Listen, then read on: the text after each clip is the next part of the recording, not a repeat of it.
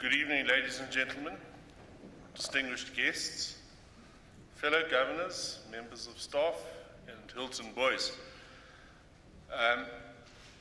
When we started planning this speech day about 2-3 months ago, George and I thought we would do everyone a favor this evening and swap the time around, because normally it's burning hot and everyone sits here and swelters in this hall, and it looks like we got it wrong. So I'm not going to wish you a warm welcome this evening, but I am going to welcome all of you and say it's wonderful to have you and all here. I guess the one consolation is that for those of you who've traveled from around the country and you're here tonight, at least you can take your boys home.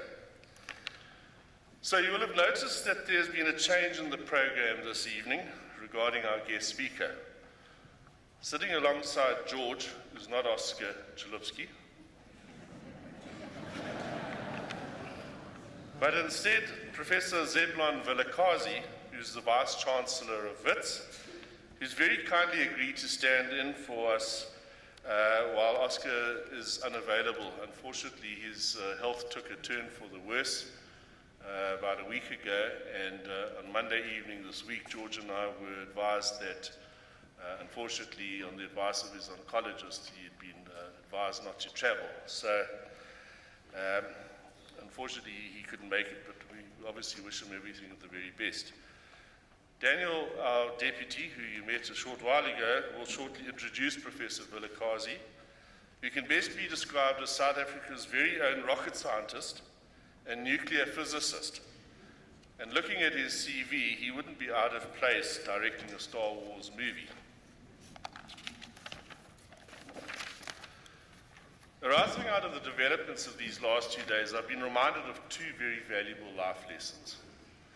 The first is that in life, one can never prepare for what is around the next corner. And despite believing that all is well and under control, from time to time, life throws us curveballs which we have to manage. I'm sure you're all very familiar with that old adage, live every day as if it's your last, and never, never take anything for granted. The second lesson, which flows directly from the first, is that when life gives you lemons, you need to turn them into lemonade. And as Winston Churchill once remarked, one should never let a good crisis go to waste. So welcome, Professor. Thank you for allowing George to squeeze you into our lemonade this evening. We are really looking forward to receiving your address. When I was confronted on Monday evening this week with the reality that Oscar would not be joining us, I would be lying if I said to you that a mild panic overcame me as to how on earth I would adapt my speech from one pertaining to a Springbok sportsman whose passion is kayaking on the open ocean, to a nuclear physicist whose passion is to split atoms in a confined laboratory.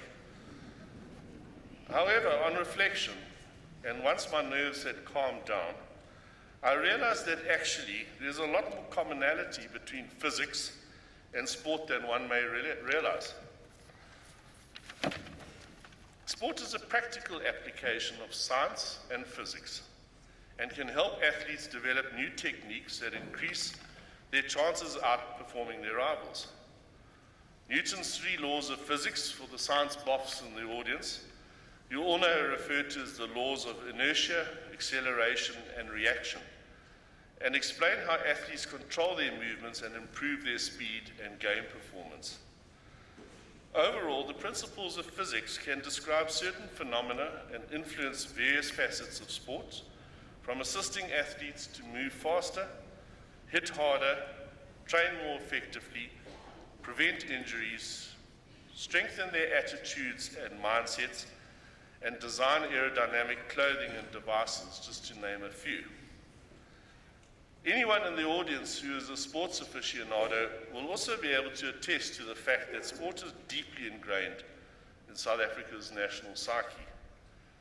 This has no doubt been heightened by last year's Rugby World Cup win, as well as certain good performances at the Olympics, where two of Hilton's very own competed, Nick Spooner in men's hockey and Hamish Lovemore in canoeing. As a nation, we are incredibly blessed to have world-class athletes who can compete at the highest levels, and I'm a firm believer that sport is just so much more than simply winning World Cups and being crowned World Cup champions. Sport showcases the best of humanity. It defines us as individuals and teaches us valuable life lessons such as determination, perseverance, courage and mental attitude and fortitude that can be applied in our daily lives, whether you're a school-going scholar, a businessman, or live in society at large. Is there anyone in this audience who hasn't watched Chasing the Sun 2? And I guess that's a rhetorical question for the boys. But for those of you that are not familiar with it, it's a documentary that was produced towards the beginning of this year, documenting the Springboks' journey through the World Cup in Paris. And apart from the colourful language, which I think many of you will be familiar with, it honestly has to be one of the best sports documentaries ever produced. Once you've watched it purely for entertainment value, I'd encourage you to re-watch it and carefully analyse the interplay between sport and physics, the formulae and methodologies applied by Rassie and his coaches, and the valuable life lessons which we can all learn from the Boks' success in Paris. These lessons are applicable to everyone and include among the following key points that I took out of it, which I think we can all learn from. The first is, write your own life script. Don't let others write it for you. Many of the South African rugby players who competed in the World Cup didn't attend elite schools such as Hilton College, or have the opportunities that many of you here have this evening. They grew up in challenging circumstances, but their determination, grit, and never give up attitudes got them onto the world stage. The message here, success in life is not always a linear path. Write your own script. Second, don't simulate the game, play the game. For those of you that are forwards, you will have watched Don Human, who's the Boks scrumming coach, refuse to use a scrum machine during the entire World Cup. Instead, during practices, he would have both the A and the B side scrum against each other, which many of the forwards stated after the World Cup was way more tougher and brutal than the actual matches that they played in. Again, physics came into the play. These sessions strengthened every group of muscles of the forwards and sensitized the players to what it would feel like and what they could expect to encounter against their opponents on the day. Second takeaway, don't overthink things. Get out there and play, even when it's hard. The third message is it's never too late to shine. Deon Fourie was the oldest Bok debutant when he was called up for his first game for the Boks at 36 and went on to play 77 minutes of that final, even taking over as captain during the game. For many of you here tonight, you may feel like you're playing behind the scenes at school, but there's nothing stopping you from achieving big goals later in life. Lead when no one is watching. And the last lesson that I took out of the documentary was master your emotions. During the quarterfinals and leading up to the final against New Zealand, the Boks maintained their composure under immense pressure. Andre Pollard's perfect kicking record at Stade de France and the crucial scrum against England in that semi-final are just two examples. Interestingly, the Boks were the only team never to receive a yellow or red card during the pool phases. Talk about managing emotions and holding your nerve in the ultimate pressure cooker. Final message, a calm mind can handle any situation. However, sport must be put into perspective, and I'd like to quote Hamish Lovemore here, who on returning from these Olympics recently remarked publicly, "Winning is not everything, and losing is part of every sport.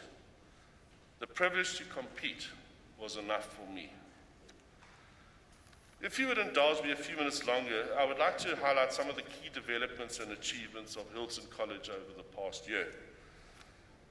As a board, we recently reviewed the Hilton strategy of a plan for every boy, which was first developed around about 2016 and 2017, and refreshed it to ensure it remains contemporary and relevant as we face the future of private school education in this country. Going forward, our focus will be on three core strategic themes: maintaining the excellence of our offerings, reviewing our funding sources and uses, and future-proofing infrastructure, particularly in terms of sustainability. Our academic results for 2023 were outstanding, probably the best ever, with Hilton ranked as the second top all-boys private school in South Africa. The matric class achieved an average of 2.8 distinctions per candidate, with 85.5% of all symbols attained being a C or higher. Additionally, 16 boys wrote their A-level exams, of which 87% of the symbols achieved were between an A and a C. On the sporting front, Hilton continues to punch well above its weight, with boys being selected for KZN and SA school teams across various sporting codes. Likewise, within the cultural sphere at Hilton, it has also excelled. There are currently 186 boys taking an individual practical musical instrument and 140 boys playing in 12 ensembles. 60 boys are involved in drama, dance, and acting. And I've no doubt that the new Chamberlain Music Centre has influenced this trend, particularly over the last year. Financially, Hilton College continues to operate at a surplus to budget, and we continue to scrutinise costs carefully. Bolstering the endowment fund remains a key priority to ensure that the right calibre of boys continue to be enrolled at Hilton, sustaining its ethos, its values, and esprit de corps. You will have all seen this evening, I think it's probably on your seats or whatever, Hilton's first giving report, which we've published, which will give everyone an insight into our strategy and our thoughts and our interventions we're going to be looking at putting as far as generating endowment and funding for Hilton is concerned. From an infrastructure perspective, we've attained the necessary licenses to begin construction on the old dairy site. In addition, the Beckingham AstroTurf has been replaced, and for those of you that walked past Gilfillan this afternoon, you will have seen that we are busy relaying the lawn there after a treacherous season, last rugby season. A new solar project on top of the Centenary Centre has been installed, thanks to the generosity of the Hilton family, which will generate approximately 175 megawatts of electricity per annum. A highlight in recent months has been the construction of the new fitness and conditioning centre, which you may have seen just alongside the tennis courts, made possible by the generosity of Peter Gain, Anthony Draper, and Andrew Dunn, who are all old boys. We are deeply grateful for their ongoing support. Finally, I want to express my deepest thanks and appreciation to the staff of Hilton College, so ably led by George. His even temperament, nurturing nature, and wisdom have guided the school admirably for the past 8 years. To the staff of Hilton, your dedication and commitment is truly extraordinary. You have successfully created a home away from home environment, which honestly makes boarding school life easier for the boys and their families. I'd also like to extend my personal thanks to Keegan Chiponga and Daniel Sweeney, our head boy and deputy head boy respectively, for their excellent leadership demonstrated this past year.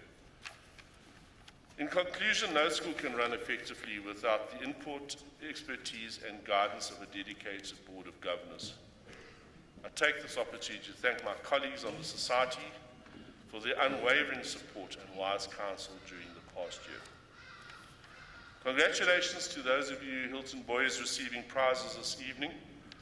For the rest of you, enjoy the break, and we look forward to welcoming you back next term. Thank you.